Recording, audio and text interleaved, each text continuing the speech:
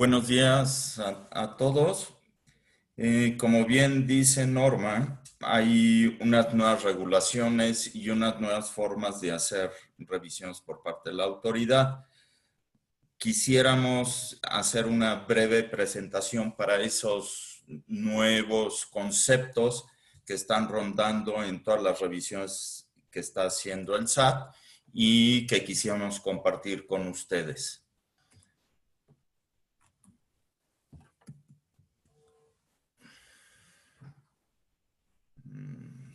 Un segundo.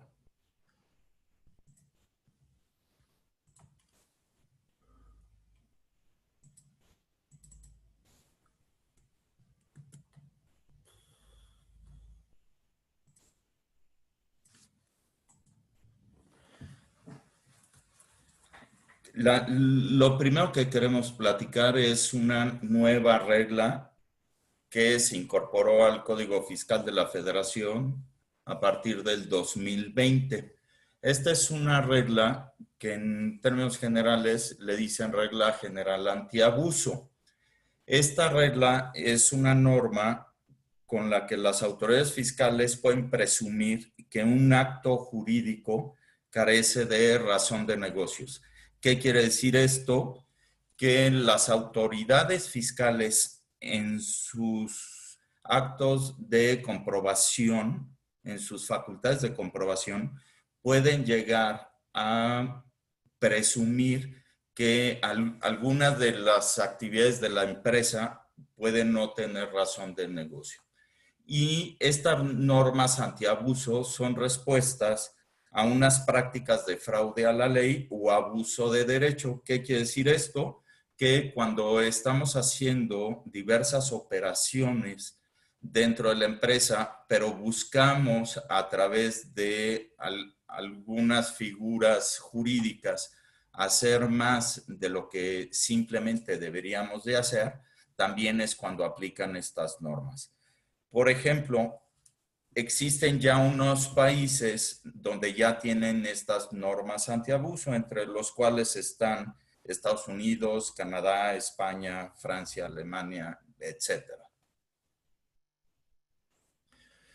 Ahora bien, es importante señalar cuáles son los requisitos de las deducciones. Y esto es muy importante porque hasta el 2019 los requisitos generales de las deducciones, independientemente de que tengamos algunas reglas particulares, tienen que ser estrictamente indispensables para la generación del ingreso o fines de la actividad del contribuyente. Existen ciertos requisitos dependiendo si es gasto, si es inversión o es costo de lo vendido. Por ejemplo, para poder deducir el costo de lo vendido, necesitamos vender los bienes. Una inversión, hay montos máximos de deducción a través de la depreciación, y un gasto, tenemos topes. Cumpliendo estos requisitos, pudiéramos hacer deducibles el gasto, la inversión o el costo. Ahora, debemos de contar con un CFDI que hace las veces de factura y deberíamos de estar registrando ese gasto o ese costo correctamente en contabilidad. Básicamente estos son los requisitos generales que ya llevan hace varios años en la ley y que no hay cambios. Ahora, lo que se incorporan a partir del 2020 son nuevos conceptos, pero aquí es muy importante, no son nuevos requisitos, son conceptos nuevos que la autoridad está valorando dentro de sus facultades de comprobación. ¿Y esto qué consecuencia tiene? La consecuencia es que no aplica esta valoración hacia adelante, sino aplica desde siempre. Cada vez que la autoridad ejerza sus facultades de comprobación, va a poder aplicar estos nuevos conceptos. Es decir, desde hace 5 años, que son las facultades que tiene la autoridad para revisar hacia atrás, va a poder revisar a través de esta nueva valoración. ¿Cuáles son estos nuevos conceptos? La materialidad, la razón de negocio y el beneficio económico razonable. Ahora vamos a ver qué significa cada uno de estos conceptos. Primeramente, la materialidad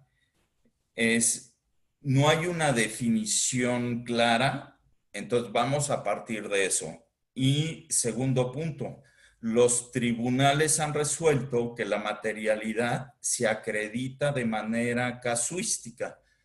¿Qué es esto? Es caso por caso. Y el criterio o razonamiento se basará en el caso específico. Se debe comprobar que la operación se dio en un mundo real. Básicamente la materialidad, lo que tendríamos que comprobar es que la operación fue real. El siguiente concepto es la razón de negocio. La razón de negocio en la doctrina son las operaciones celebradas por los contribuyentes que se realizan para obtener una utilidad. Es decir, en estos dos conceptos, primeramente la materialidad tiene que ser una operación real y segundo, que esa operación la haya efectuado con la finalidad de tener una utilidad. Hay una jurisprudencia que emite el Tribunal Federal de Justicia Administrativa donde dice el cumplimiento de los requisitos aplicables a los comprobantes fiscales no implica que proceda automáticamente el efecto fiscal que el contribuyente pretenda. En otras palabras, si yo tengo la factura, no necesariamente es suficiente para deducir el gasto. Necesito comprobar que la operación tuvo materialidad, es decir, que fue real. Y dentro de las observaciones que hemos visto en algunos de nuestros clientes, están fundamentando esas observaciones a través de que no se comprueba la materialidad y que el tener la factura no es suficiente para la deducción. El siguiente punto es la razón de negocio. La razón de negocio, existe un precedente y básicamente es que son los actos que realiza el contribuyente encaminados a obtener un beneficio o una utilidad. Entonces, nuevamente tenemos que tener la materialidad y tenemos que tener razón de negocio. Ahora bien, ¿qué es el beneficio económico razonable? Y la nueva regla antiabuso es el artículo 5A del Código Fiscal de la Federación, que está vigente desde el 1 de enero del 2020. Y lo que dice es que existe un beneficio económico razonablemente esperado cuando las operaciones del contribuyente busquen generar ingresos, reducir costos y aumentar el valor de los bienes que sean de su propiedad. Y una cosa muy importante es que el beneficio fiscal no se considera como parte del beneficio económico razonable. Es decir, mi beneficio económico no podrá ser una reducción de impuestos, sino mi beneficio económico razonable va a tener que estar encaminado a aumento de ingresos, reducción de costos o aumento del valor de los bienes que sean de la propiedad del contribuyente, es decir, aumento del patrimonio. Ahora bien, dentro de las facultades de comprobación de la autoridad fiscal podrá presumir que los actos jurídicos carecen de una razón de negocio. ¿Esto qué quiere decir? Que cuando nosotros nos enfrentemos a una revisión por parte de la autoridad al momento de iniciar sus facultades de comprobación, ya de antemano está presumiendo que todas las operaciones que realizó el contribuyente carecen de razón de negocio.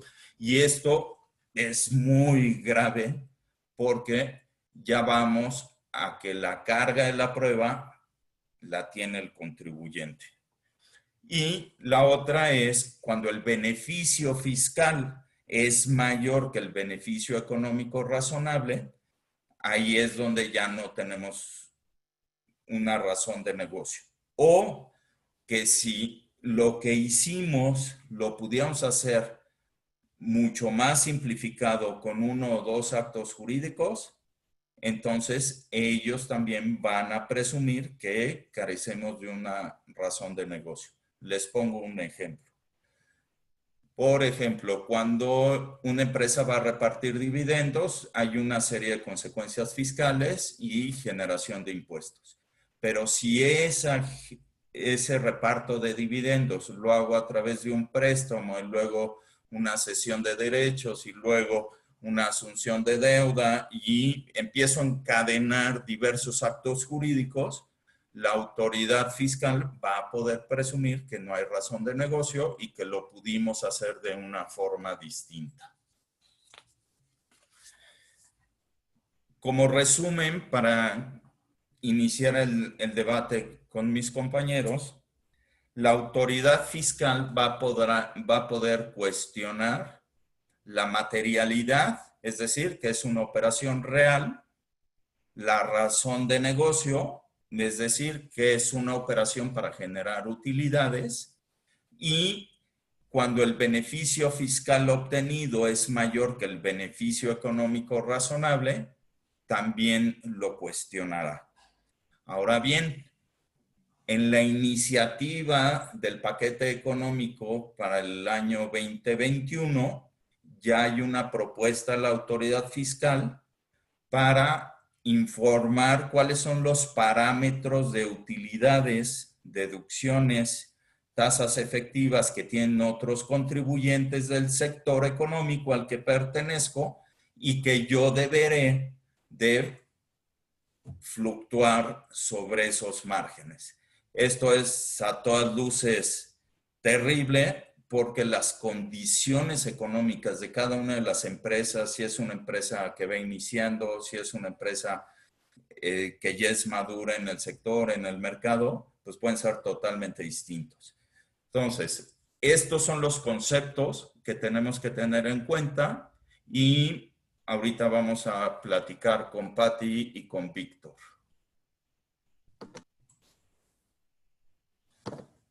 Muchas gracias, Guillermo. Y bueno, comenzando con lo que es el intercambio de ideas entre los expositores, me gustaría iniciar preguntándole particularmente a Víctor, ¿qué es lo que está pasando actualmente con el artículo 69B y cuál es la consecuencia? Gracias, Norma. Buenos días, Norma, Guillermo, Patti y todas las personas que nos favorecen con su conexión. Y bueno, ¿qué está pasando con el 69B? Pues que ya está empezando a dar dolores de cabeza y más si no se aplican medidas preventivas y correctivas. Pero antes de hablar de contestar la pregunta, nada más quisiera repasar un poquito a qué se refiere ese famoso artículo 69B. El artículo 69B del Código Fiscal de la Federación entró en vigor en el 2014 y básicamente de lo que habla es que cuando la autoridad fiscal detecta que un contribuyente ha estado emitiendo comprobantes sin contar con activos, personal, infraestructura o capacidad material para prestar servicios o para vender bienes, lo que dice la autoridad, lo que es que presume que las operaciones amparadas en los comprobantes emitidos son inexistentes. Entonces, para poder seguir con esto, lo que dice es la autoridad le notifica a los contribuyentes que se ubican en el supuesto para que manifiesten a lo que a su derecho convenga y aporten documentación e información con la finalidad de poder desvirtuar esa presunción. La autoridad, con la información que se le aporta y la documentación, valorará estas y si a su juicio considera que esas operaciones, o más bien que esas pruebas proporcionadas por el contribuyente no desvirtúan la presunción.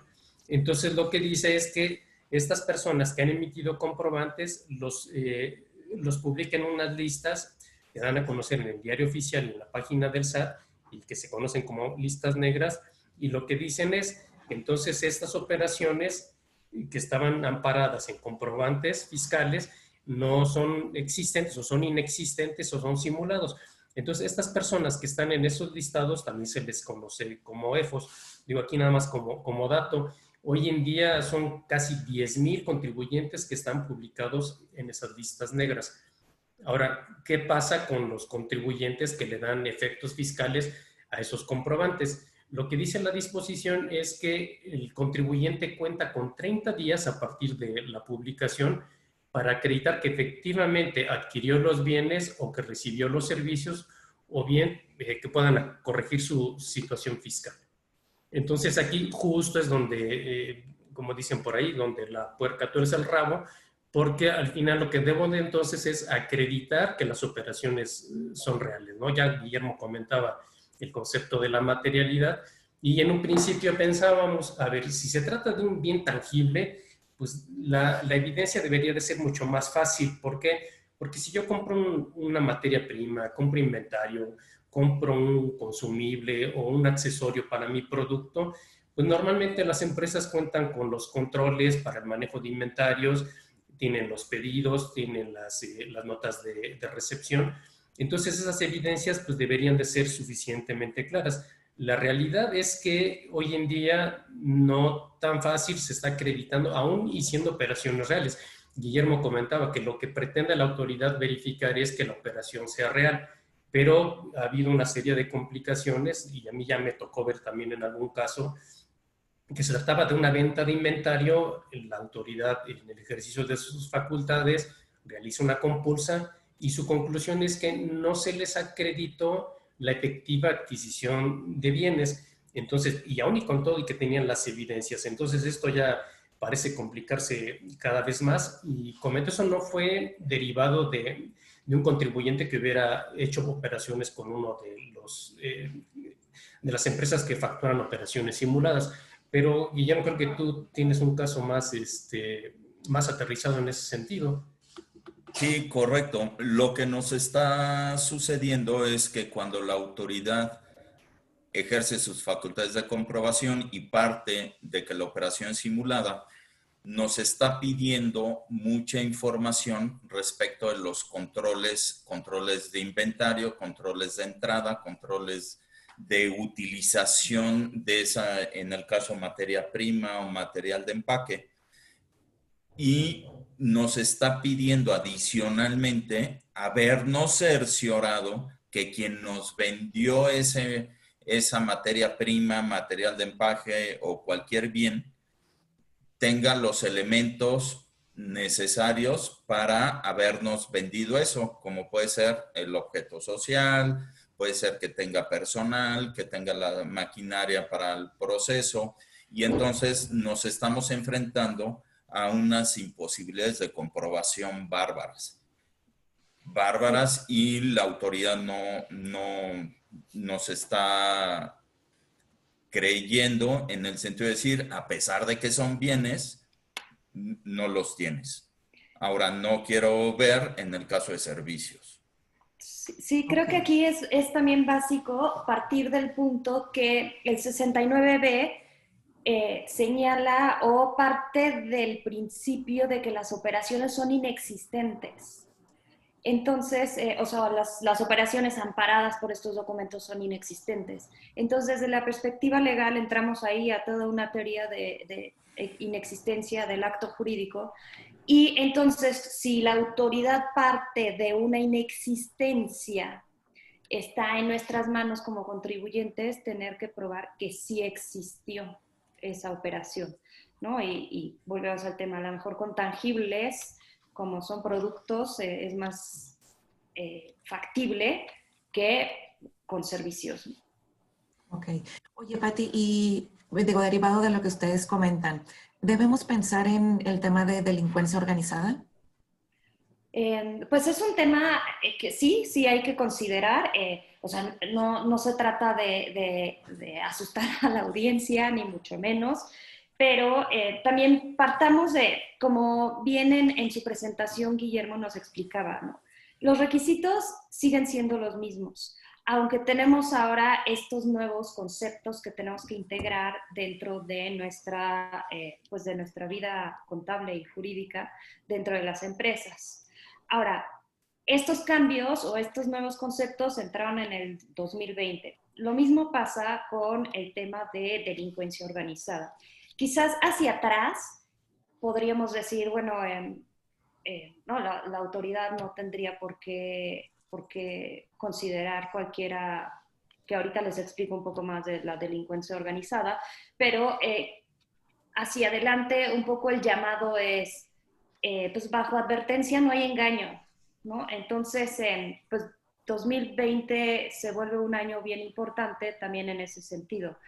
¿Qué pasa con la delincuencia organizada? Que se equipararon ciertos delitos fiscales, como es la defraudación fiscal, y el nuevo delito que también entró ahora en el 2020, que es el 113 bis, que es justo la expedición, la utilización de estos comprobantes que no tienen sustancia, que no tienen operaciones, se equiparó a delincuencia organizada. Ahora, delincuencia organizada, ¿qué significa? Pues que tres o más personas se unen para llevar a cabo este delito. Entonces, pues ahí empieza toda una polémica de, pues, o sea, qué tanto una empresa puede ser considerada pues como esa delincuencia organizada, ¿no? Lo que sí creo importante es que tengamos en cuenta que no atender debidamente o no ir documentando debidamente todas estas operaciones sí nos puede llevar a tener cuestiones penales, y que una vez que si se calificara, aquí pues también participa la Procuraduría y demás, ¿no? Pero si se calificara como delincuencia organizada, pues de entrada significa pena corporal, es decir, cárcel oficiosa, ¿no? Preventiva. Esto es, antes de yo poder demostrar que soy inocente, pues ya estoy en el bote, ¿no? Entonces, sí hay que tener cuidado con esto. Vaya, nuevamente, no se trata de espantar a la audiencia, ¿no? Pero sí la línea ha sido, pues, si ya sabes, para el 2020, que la utilización, sobre todo el tema de factureras y demás, puede considerarse delincuencia organizada, pues entonces procura tener más cuidado, ¿no? con estas operaciones. Sí, Ahora muchas también, gracias, Pati. Ay, perdón, perdón. Norma, perdón la interrupción. Digo, también no debemos de perder de vista que y esto también trae otras consecuencias. Digo, ya Pati ya nos explicó algunas que son de más, me parece, de índole legal, pero por ejemplo es si la autoridad también detecta que los contribuyentes que le ha dado efecto fiscal a los comprobantes emitidos por uno de estos conocidos como EFOS y no acreditaron la efectiva adquisición dentro del plazo, lo que puede hacer la autoridad es restringir el uso de los certificados de sello digital, que son los que se utilizan para emitir los comprobantes fiscales. Entonces, aunque sea hay un procedimiento para tratar de, para quitarnos esta restricción, pues la verdad es que pues, no quisiera o no me imagino qué tan rápido, qué tan ágil, pese a que hay unos plazos, poder levantar uno de estos. Entonces, imagínense empresas que manejan grandes volúmenes de facturación diaria en el problema que se van a meter, y a lo mejor es por falta de conocimiento de estas listas, porque los efectos de esta lista, lo que dice la disposición es que no producen ni producen efecto fiscal alguno. Entonces, si no producen, no solo es hablar en tiempo presente. Entonces, ¿qué quiere decir? Que si yo hice operaciones con un contribuyente que fue listado en este momento, entonces yo tendría que ver hacia atrás si tuve también operaciones, y porque justo me podrían decir que tampoco, aunque lo hayan dado a conocer el día de hoy, las operaciones que yo hice previamente también se ubican en el mismo supuesto y también van a ser inexistentes. Entonces, Imagínense la cantidad de trabajo que vamos a tener que estar haciendo para estar monitoreando cuando los publican, si tuvo operaciones el año pasado. Si luego no nos acordamos ni lo que hicimos el día previo, imagínense regresarse 5 años. Sí, que ahí, por ejemplo, hemos tenido casos de contribuyentes que sale la lista, pero hicieron alguna operación hace 4 años con algún proveedor. Entonces, tendríamos que revisar la lista actual con los proveedores que utilizamos en el año actual, pero 5 años hacia atrás, cosa que es bien complejo, bien complejo. Hemos atendido revisiones donde, caso verídico, hemos ido a atender esas revisiones. Oye, tú hiciste una operación con este proveedor. Ah, sí, ¿de cuánto fue? Pues de tantos pesos. ¿Sabes qué? Fue una sola vez hace 4 años, no me di cuenta y el cuate por alguna razón cayó en el 69B, que no necesariamente caes en el 69B por andar haciendo operaciones simuladas. Ese es el problema. Si nosotros estamos dándole efecto fiscal a CFDIs de alguna de las empresas factureras, bueno, pero nos puede tocar la mala fortuna de que alguno de nuestros proveedores, por alguna razón, puede ser que no se movió de domicilio y no cambió el domicilio, que atendió mal una auditoría, que la presunción de la autoridad le ganó y está en la lista. Y por alguna razón fue nuestro proveedor, vamos a tener un problema de estos. Sí, creo que la distinción que haces, Guillermo, es súper importante. Justo volviendo un poco a este tema de las sanciones que puede haber por el uso de estas facturas. Estamos hablando que no nada más estamos el SAT no nada más ya está revisando temas de delincuencia organizada efectivamente que conocemos como factureros o cuestiones así.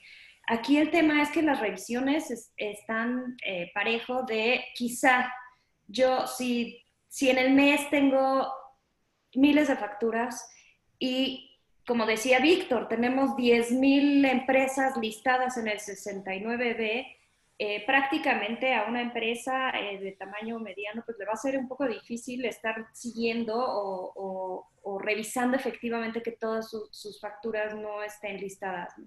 Sin embargo, la aproximación que está teniendo la autoridad fiscal al parecer es igual para los factureros que para aquellas personas que dentro de ese mundo o universo de facturas que difícilmente podemos controlar en ese sentido, pues adquirieron o ni siquiera adquirieron, ¿no? Porque tenemos un caso donde pues el proveedor de productos de nuestro cliente pues efectivamente vendía esos productos, pero además se dedicaba a pues, regalar o vender, como le queramos llamar, facturas, ¿no?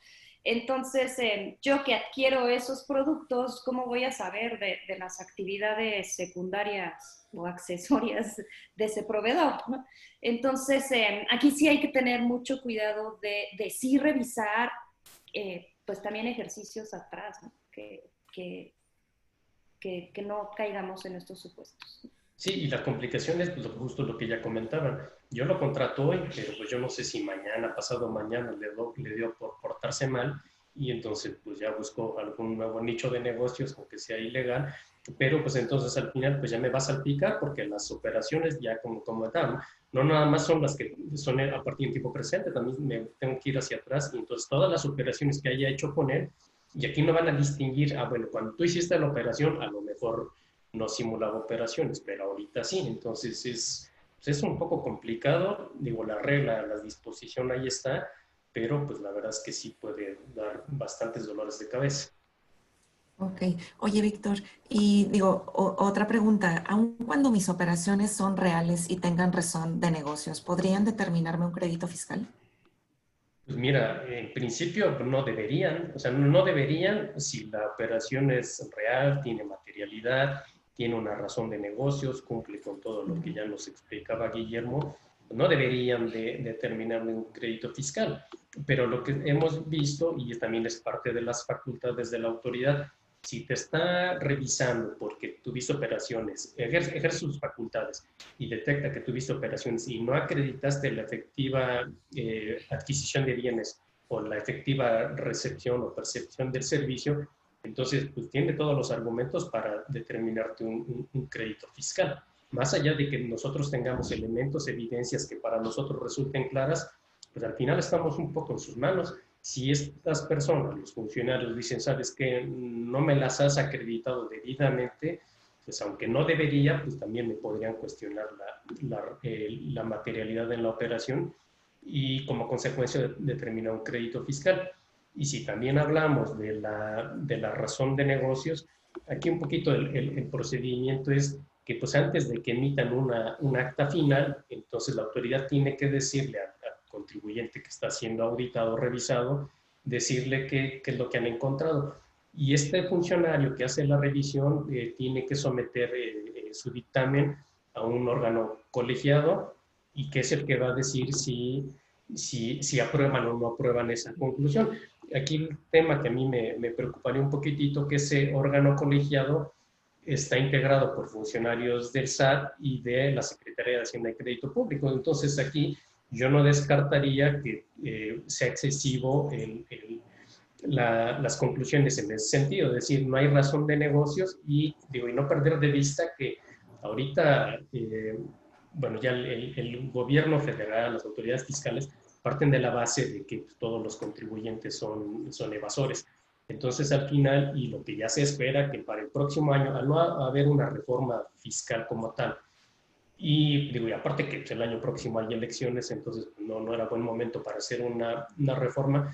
Entonces, los requerimientos de recaudación van a ser mucho mayores porque pues, hay empresas que ahorita con el tema de la pandemia están sumamente golpeadas. Entonces, los efectos no son inmediatos, los efectos se pueden ver hacia el próximo año, personas que han perdido el empleo, que entonces ya no van a ser contribuyentes y entonces estarán ahí navegando, me parece, y no creo que sea por gusto en la informalidad. Entonces la recaudación seguramente tendrá que disminuir, me parece natural. El asunto es que a quien yo creo que le van a estar apretando, pues va a ser al contribuyente cautivo. Entonces aquí, en conclusión, yo creo que, y para responder adecuadamente a la pregunta es, yo creo que no deberían determinarme un crédito, pero al final con las experiencias que hemos tenido, me parece que sí, sí me lo van a determinar. A mí me parece que es perdón Norma que te interrumpa, pero es que me parece que justo ese es el meollo de todo este asunto. El que mis operaciones sean reales y yo tenga razón de negocios, al parecer ya no es tan objetivo. Ya no basta con esos requisitos que platicaba Guillermo al principio, con cumplir con esos requisitos, y ya la autoridad de verdad espera que no nada más tengamos, o sea, desde la perspectiva legal, no nada más tengamos los contratos que respalden esas operaciones, sino que de esos contratos derivan todos los procesos internos que respalden la operación y junto con esos procesos internos los controles, las verificaciones, cerciorarse que el tercero efectivamente hasta empleados tenga, revisar que los contratos laborales estén bien.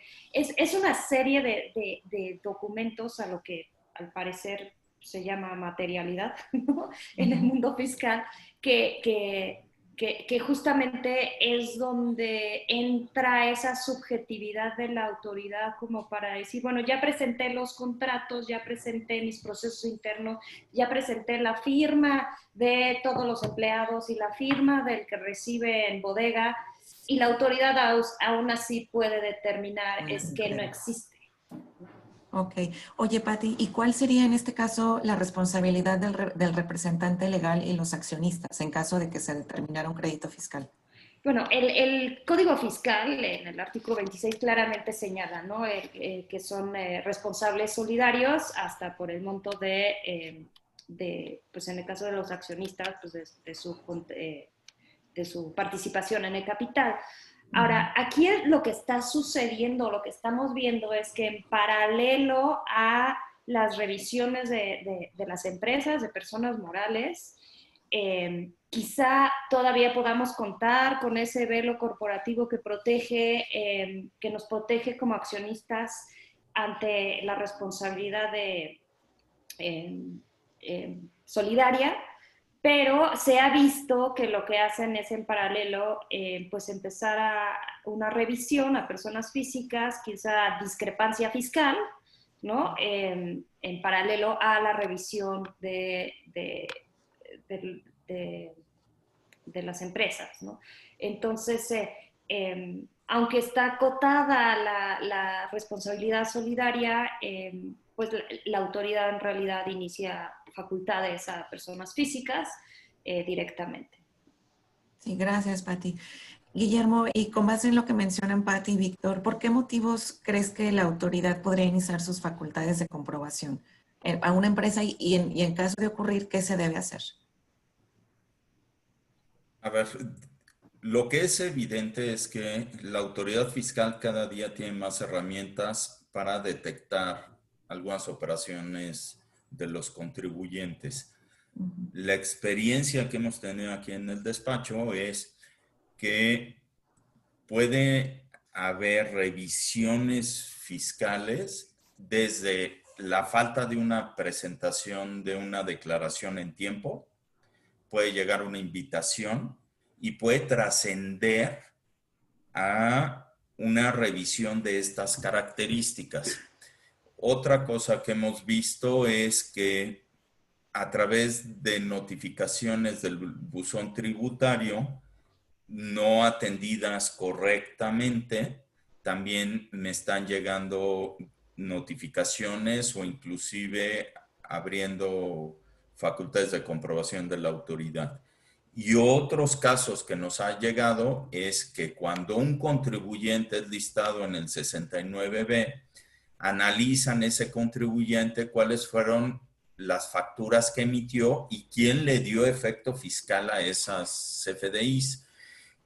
Y requieren masivamente a todos los contribuyentes que le dieron efecto fiscal a facturas emitidas de contribuyentes listados en el 69B. Me parece muy importante y cobra muchísima relevancia la parte de estar en cumplimiento con sus obligaciones fiscales.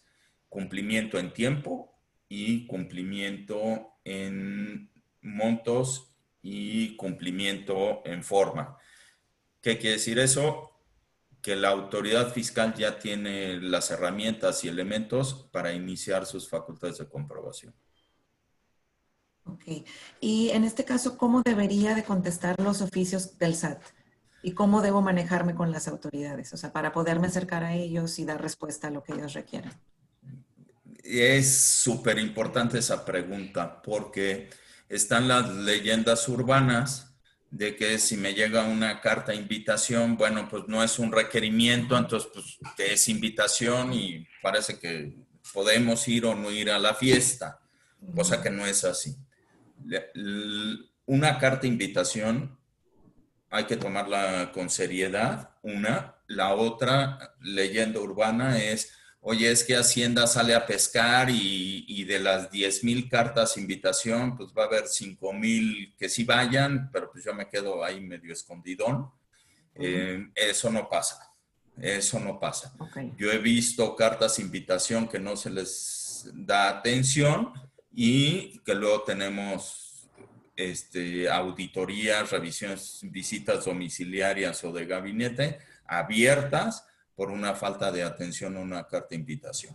Ahora bien, dentro de esas cartas de invitación, otra cosa que hemos visto es, como decía Pati, la autoridad fiscal, y Víctor también comentó, parte de la base que los contribuyentes somos evasores.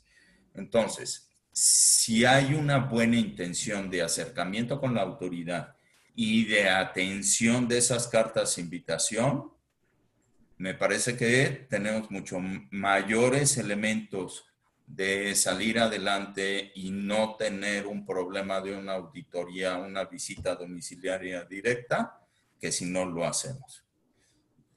Seguramente habrá cosas, seguramente tendremos que integrar información, seguramente lo hubiéramos podido hacer mejor, estoy seguro, pero de ahí a no atenderla, híjole, me parece que sí podríamos generar un problema mayor. Ahora, Creo que aquí... Ay. No, adelante, adelante. Es que vale la pena destacar que hemos tenido casos donde por virtud de una invitación nos hemos acercado al SAT y se ha solucionado favorablemente. O sea, no hubo una revisión, ¿no? Justo como esa buena disposición del contribuyente efectivamente nos salvó de una posterior revisión, ¿no? Entonces, también vale la pena como destacar que hemos tenido respuestas favorables hasta en la atención de una invitación, ¿no? Sí, yo justo nada más lo que quería comentar es que, digo, yo he leído por ahí, he escuchado a algunos colegas que dicen, y justo lo que comentaba Guillermo, pues no hagas caso, te llega una invitación, pues no pasa nada, ¿no? Al final, pues como no está ejerciendo propiamente las facultades, pues no atiendas, no te debe pasar nada. Y la realidad es que hoy en día estamos atendiendo una auditoría, una revisión, porque justo ya cuando ya platicamos con la auditora, pero bueno, a ver, ya en corto, ¿por qué la revisión? Bueno, pues es que se les giró un oficio de invitación, contestaron la verdad que pobremente, entonces pues eso nos abrió la puerta pues para hacerles una visita, entonces sí hay que tomarlo con seriedad. Obviamente, pues, yo creo que no en todos los casos se puede garantizar el éxito, pero pues yo creo que vamos a estar más cercanos a tener una resolución favorable que si no atendemos. Uh-huh. Perfecto. Y Pati, por ejemplo, en el caso de la Prodecon, ¿tú recomiendas acudir a la Prodecon si funciona? Sí, realmente la figura de Prodecon ha sido, o la experiencia para la mayoría de los contribuyentes ha sido muy positiva. Recordemos que también hubo ahí un recorte de presupuesto y demás, y entonces pues opera pues a medio vapor, pero efectivamente sí, por ejemplo, este tema de los acuerdos conclusivos se ha tenido una buena experiencia. Ahora, los acuerdos conclusivos, recordemos que tienen que ser anticipadamente antes de que haya una liquidación. Esto es en la revisión, tiene que ser anticipadamente para, digamos, acordar o conciliar, ¿no?, con la autoridad. Entonces, yo creo que ahí es mucho de la sensibilidad de los asesores fiscales y del propio contribuyente, de cómo va avanzando la revisión, cómo se ha dado respuesta y qué respuesta se ha obtenido en las pláticas con la autoridad, ¿no? Un poco cuando decimos atender también las invitaciones, también es atender toda la visita, ¿no? Se platica con la autoridad, el acercamiento hoy en día es más importante que nunca.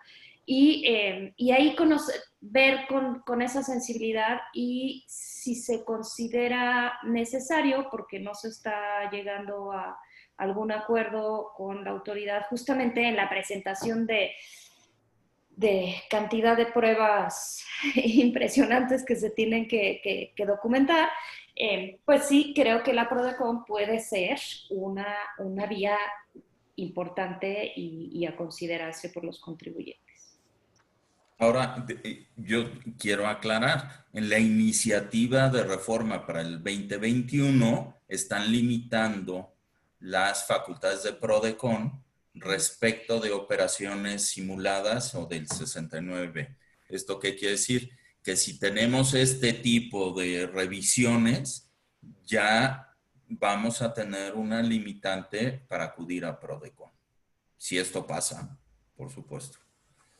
Que bueno, no lo descartes, digo, al final así como se las han gastado, entonces yo no descartaría la aprueben y entonces sí, ya vamos a tener una limitante mayor, una limitante adicional. Sí, adicional a que también en la propuesta de reforma, pues viene este tema de que quieren establecer, pues, márgenes de beneficio económico, ¿no? De utilidad que deben de tener las empresas. Esto, pues, sin considerar ni siquiera la realidad comercial en la que vivimos después de la pandemia, o más bien todavía estamos en pandemia, ¿no? Entonces, efectivamente, vemos cómo la autoridad está tratando como de hacer una cerca alrededor del 69B, que requiere entonces yo sí creo de una sofisticación en la contabilidad, porque recordemos que además todos estos controles internos y verificaciones y demás que la autoridad considera necesaria que aportemos, pues forma parte de la contabilidad. Entonces ahí sí hay una sofisticación importantísima para todos los contribuyentes en ese sentido. Exactamente. A ver, vamos a pensar en una auditoría tradicional, visita domiciliaria, donde llega el funcionario del SAT, el auditor, y empieza a checar comprobante por comprobante cuáles son las operaciones más relevantes, tiene requisitos, no tiene requisitos, a ver, vámonos a los no deducibles, y entonces se hace una revisión exhaustiva.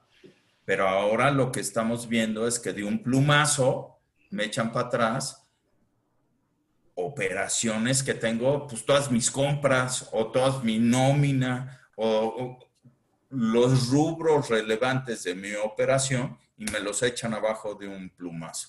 Entonces es gravísimo.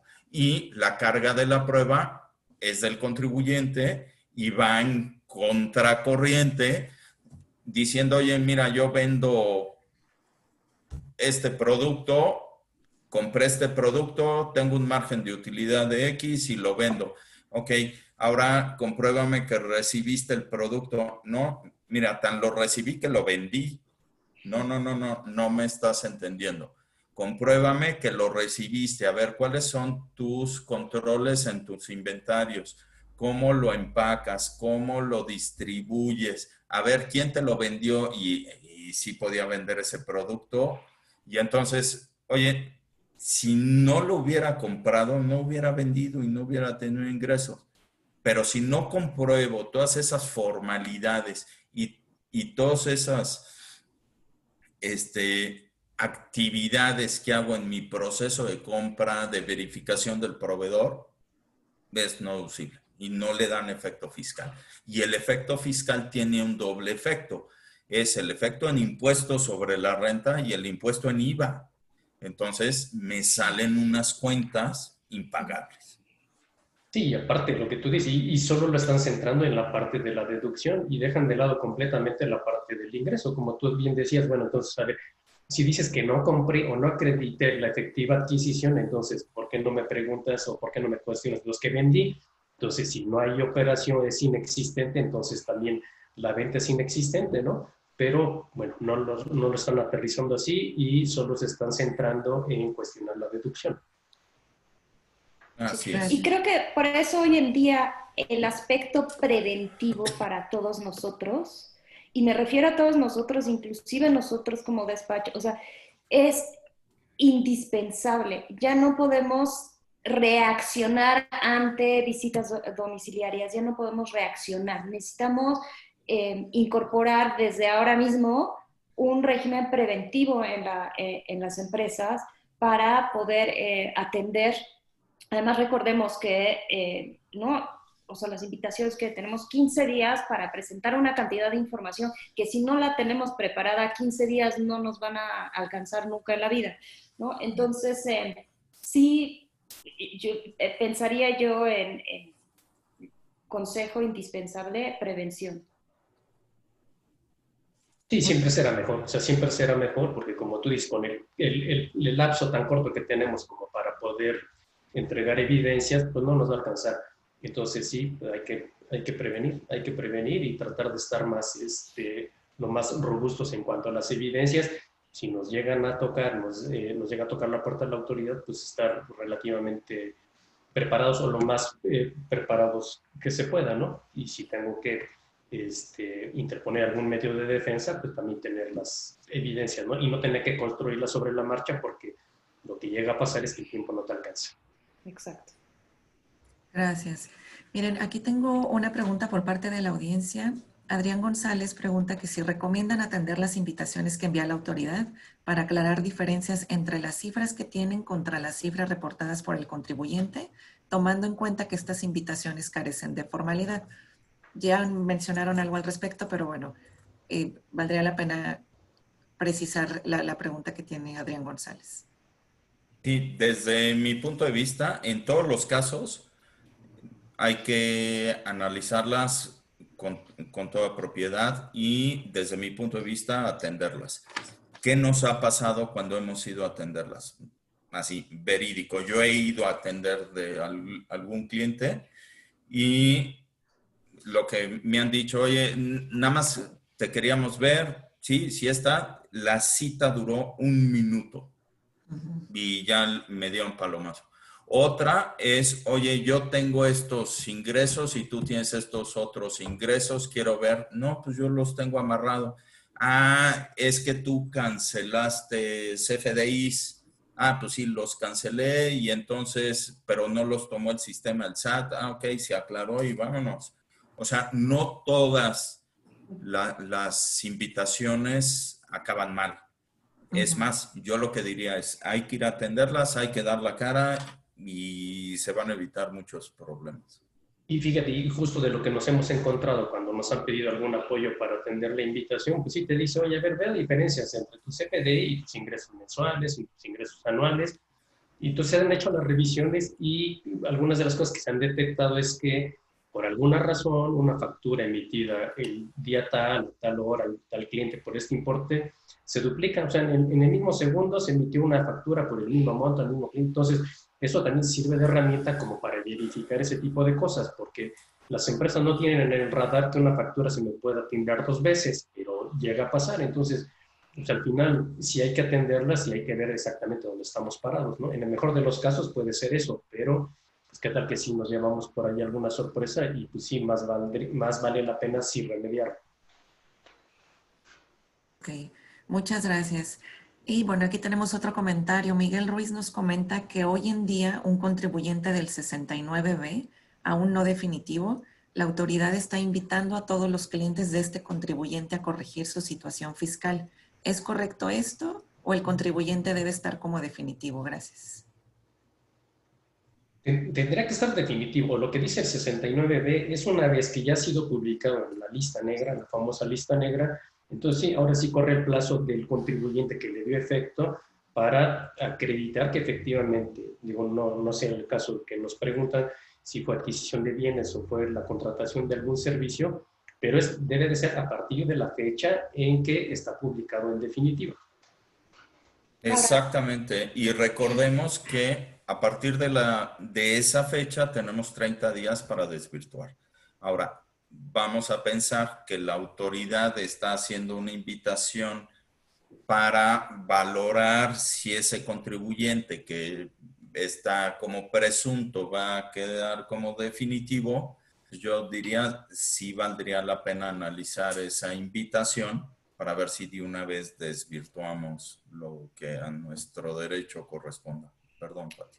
Sí, no, va muy en la línea con lo que dijiste, Guillermo. Yo creo que vale la pena entonces también, pues vamos revisando nuestros controles internos, vamos revisando que nosotros tengamos la documentación y la materialidad, entiéndase ¿no? Los procesos internos para estar alineados y estar en cumplimiento nosotros. Sí, Gracias. por ejemplo, en revisiones que hemos atendido, las observaciones de la autoridad se están basando en que los contribuyentes que están revisando no tienen procesos definidos, controles internos donde permitan identificar las operaciones y controlarlas.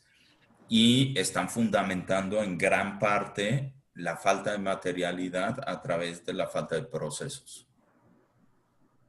Ok, muy bien. Y tenemos aquí otro comentario. Mónica Pérez nos comenta, si tomamos en cuenta los requisitos de las deducciones que están previstas en ley, el término materialidad no está considerado. ¿Cómo puede la autoridad solicitar diversa información para comprobar dicha materialidad si por ley solo debo cumplir con ciertos requisitos? Sí, estoy de acuerdo en que efectivamente no hay un concepto o un requisito que me diga acreditar la materialidad. Lo que pasa es que, de acuerdo, si nos vamos a lo que es el Código Fiscal, pues la contabilidad se integra por los registros y las operaciones que acreditan la efectiva realización. Si lo soportamos o lo reforzamos con la parte de las normas de información financiera, hay una NIF que es la A4 que habla de las características cualitativas de los estados financieros. Y bueno, más bien, no nos va a echar todo el rollo. Hay características primarias y secundarias. Dentro de las características primarias hay una que se llama confiabilidad y una característica secundaria asociada dentro de la confiabilidad es la veracidad. Y lo que dice es, debe de reflejar transacciones, transformaciones internas y otros eventos realmente sucedidos. Entonces, básicamente lo que están haciendo es que, aunque no hay un concepto o no hay una... Y yo creo que justamente por eso lo hacen, no te dicen cómo debes acreditar la materialidad, lo están sustentando en este tipo de definiciones, como si es parte de la contabilidad y la contabilidad debe de reconocer eventos realmente sucedidos, entonces ahí ya no debería de haber ni siquiera margen como para decir, oye, es una operación irreal o no. Pero de acuerdo con lo que comenta, efectivamente no hay un requisito que me obligue a tener que acreditar esa materialidad, pero me parece que lo están fundamentando en que es parte de la contabilidad. Sí, y también desde el punto de vista legal, recordemos que la autoridad también, tenemos el nuevo artículo 5A y todo este tema de simulación de actos jurídicos. ¿No? Donde también la carga de la prueba pues es el contribuyente que efectivamente el acto jurídico existió y está documentado. Ahora, hacen, por ejemplo, referencia al Código de Procedimientos Civiles, donde señalan que meramente el contrato no es suficiente prueba para evidenciar una operación, ¿no? Y que requiere de más, de otro tipo de pruebas para confirmar que esa operación establecida dentro de un contrato efectivamente existe, ¿no? Entonces, es toda una interpretación armónica de las diferentes disposiciones legales, no solo en materia fiscal, sino también civil y mercantil. Muy bien, muchas gracias. Y aquí hay otra pregunta también de la audiencia. Ana Lilia Olivares nos pregunta si también puede la autoridad definir como 69B a un proveedor de servicios en el extranjero. Es decir, si yo pago una consultoría al extranjero y ellos me dan una factura, ¿puede caer en este rubro?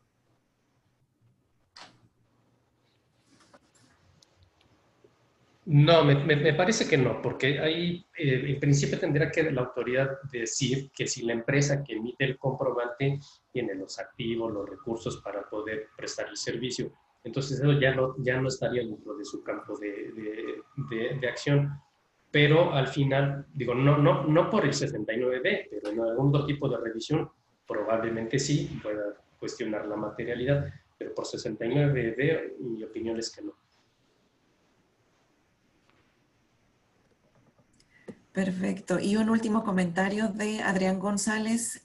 Comenta que con lo que se ha dicho concluyo que el control interno es determinante para soportar todas las operaciones. Sí, totalmente, totalmente. A ver, tratando de hacer un resumen de qué es lo que está buscando la autoridad en este tipo de revisiones, es materialidad, que dijimos que la operación sea real, la razón de negocio que genere utilidad y un beneficio económico razonable. Para comprobar estos tres conceptos, de lo que se está llegando la autoridad es no solamente de los documentos formales, como puede ser el CFDI o el contrato, sino justamente de lo que dice Patti y Víctor, de decir, a través de controles internos vamos verificando que esa operación fue real, a través de la contabilidad, que la contabilidad no solamente son los libros de mayor y diario, sino es cualquier documento, cualquier elemento que me indique que la operación fue real, que se registró correctamente y que hizo un proceso a través de la entidad, todo eso son elementos fundamentales que nos han ayudado a comprobar la materialidad de las operaciones. Totalmente. Sí, aparte algunas empresas ya han dado algunos pasos en ese sentido. Ya lo que dicen es, oye, a ver, pues yo no voy a contratar con un proveedor y lo que les pido es, tienen, si hay ciertos protocolos como para poder contratar con algún.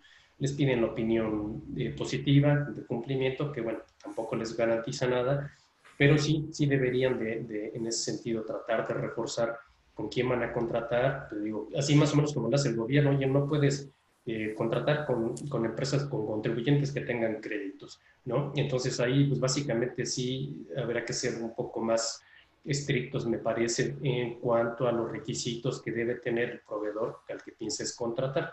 Y pues, además de lo que ya comentaron ampliamente, ¿no? Los controles internos y básicamente para dejar evidenciado cuál es el proceso natural de la empresa, ¿no? Desde que hay una solicitud interna para comprar X producto, que si me volteo y pido, tengo un pedido y tener las evidencias de cuándo recibo, ahora cuando ya despacho el producto. Entonces, todo ese tipo de documentos son, al final termina siendo parte del control interno, pero de alguna manera nos darán elementos por si es necesario tratar de justificar o poder justificar ante la autoridad algún tipo de erogación, algún tipo de desembolso, pues eso va a encuadrar perfectamente.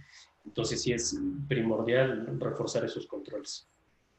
Sí, me gustaría a lo mejor añadir un pequeño comentario en cuanto a aquellos clientes o empresas que además pues realizan actividades vulnerables que de por sí tienen una carga adicional de expedientes y de información que el hecho de ya tener esa obligación y de poder tener esos controles, pues es muy, muy positivo. Y quizá aquellas empresas que no se dediquen a actividades vulnerables, pues a lo mejor valdría la pena empezar a tener controles similares para ir armando esta parte de cumplimiento, ¿no? De estar cumplimiento no nada más en cuanto a registros contables y el pago de impuestos, sino también en cuanto a verificación y de los terceros con los que contratamos, proveedores, clientes, en fin, creo que empieza a ser relevante también tener ese tipo de controles y revisiones dentro de nuestras empresas. Y muchas gracias, Patti. Rodrigo Gómez nos comenta que en su experiencia en visitas domiciliarias, la evidencia de que las operaciones existieron es la exhibición de contratos debidamente firmados por las partes y los entregables, sobre todo en servicios. En la construcción, que es nuestro giro, son los contratos de obra y los avances de obra. Sí, de acuerdo, totalmente de acuerdo. Sin embargo, lo que ha caminado la autoridad hacia adelante es que adicionalmente a eso que comentan, ya están valorando la parte de materialidad, razón de negocio y sobre todo hay un especial interés en verificar las operaciones de la industria de la construcción. Y que tradicionalmente son más complicadas, ¿no? Porque tengo Así un es. contratista y tiene no sé cuántos subcontratistas, entonces la línea de servicios que se contratan o la cadena de servicios que se subcontratan es bastante grande, ¿no? Entonces ahí me parece que particularmente pudiera ser un poco más complicado, aunque hoy en día pueda funcionar con los contratos. Así es. Muy bien. Y nos comentan que sí, Adrián González, que si podrían comentar algo acerca del tema fecha cierta.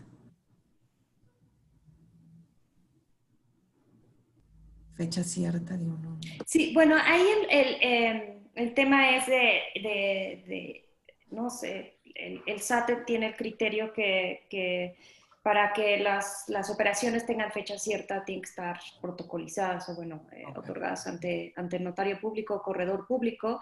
Y pues aquí el tema es que o sea, tendremos fecha cierta quizá, por ejemplo, digamos que llevamos un contrato a protocolizar. Realmente ahí lo que se protocoliza más que el contrato, se ratifican las firmas del contrato. Entonces, esa ratificación que nos muestra que en fecha cierta, en la fecha de ratificación, pues se firmó ese contrato. Pero volvemos al tema de el contenido del contrato no fue ratificado, fueron las firmas, o sea, el acuerdo de voluntades de las partes que firmaron ese contrato. Pero el contenido y después, efectivamente, los entregables que derivan de ese contrato, el hecho de haberlo protocolizado o ratificado ante el notario no necesariamente implica que la autoridad así lo reconozca en cuanto al fondo, ¿no? Va a reconocer, sí, el documento fue suscrito por las partes, pero eso no garantiza que efectivamente la operación se haya llevado a cabo. Muchas gracias, Pati. Ahora, finalmente, lo que quisiera es hacer unas preguntas a manera de resumen para poder ya finalizar con nuestra sesión. La primera sería, ¿vale la pena contestar los oficios del SAT? Sí. Sí, definitivamente. ¿Vale la pena revisar 5 años atrás? Pues dependerá del caso específico, pero en principio sí. Digo, si son volúmenes bastante grandes, pues a lo mejor se complica, pero sí, en principio será recomendable los 5 años atrás. Muy bien. ¿Qué hago si encuentro algo ahora de años atrás? Controles internos, nuevamente, hay que atenderlo. Si está listado ese proveedor, pues sabemos que pues tenemos ahí una contingencia, ¿no? Y como tal se debe atender. Exacto, y evaluar esa posible contingencia. Posiblemente fue un proveedor de una sola vez y pues bueno, ya ahora sí que esperar a la autoridad, o puede ser algo que hice recurrente y entonces sí valdría la pena ir documentando con controles internos, armando el caso, porque seguramente vamos a tener noticias, ¿no? Muy bien. ¿Vale la pena implementar procesos internos de prevención? Sí, Sí, sin duda. totalmente. Indiscutiblemente. También se vale poner veladoras.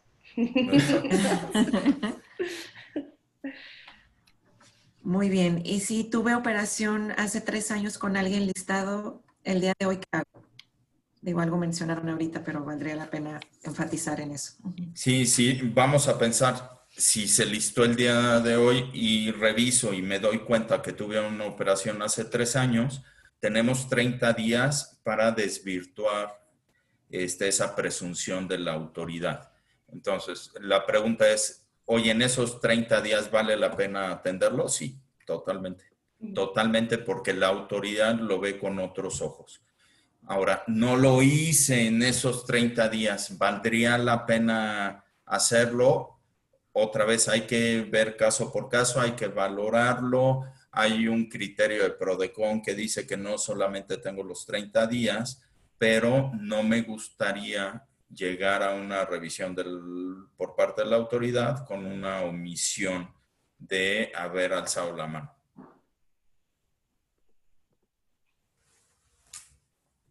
Muy bien. Aquí, bueno, una última pregunta que ponen. Si tuve operación con alguien que fue publicado en el 69B de más de 5 años, ¿también habría que corregirlo? De Leonardo Mendoza, pregunta. Ahí yo lo que diría es, habrá que ver los efectos fiscales que le di. Les pongo un ejemplo. Vamos a pensar que yo compré un activo fijo hace 8 años. Y entonces, oye, pues yo lo compré hace 8 años, ya no me puede revisar la autoridad, pero si le sigo dando efectos a través de la depreciación, sí me puede perjudicar. Entonces, habrá que ver el caso específico, pero casi estoy seguro, sí, hay que ver qué es. Muy bien. Pues no sé si Guillermo, Pati, Víctor tengan algún comentario adicional antes de terminar con nuestra sesión del día de hoy.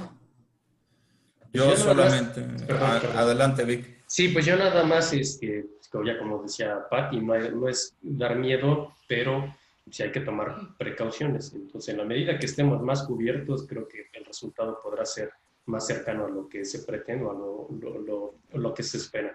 Entonces, sí, habrá que revisar caso por caso, no todos se pueden contestar idéntico. Oye, pásame un escrito a ver cómo lo contestas. No, o sea, sí habrá que revisar caso por caso, habrá que valorar todo en su conjunto y pues para tener una opinión adecuada. Sí, el futuro está en el cumplimiento. Ya este año lo estamos viviendo intensamente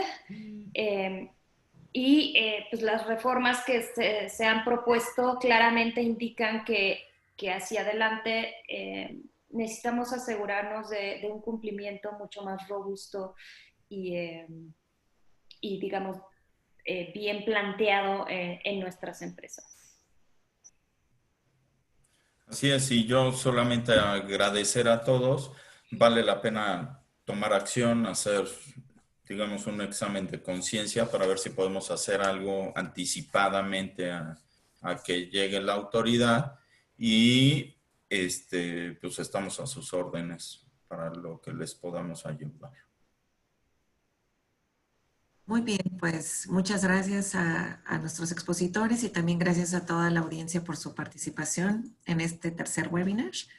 Y seguramente les llegará por correo una encuesta para saber su opinión y comentarios sobre este webinar y les agradeceremos mucho si nos la pueden contestar con su retroalimentación. Pues gracias a todos y que tengan un buen día. Muchas Igualmente, gracias. gracias. Gracias, hasta luego. Gracias. Hasta luego.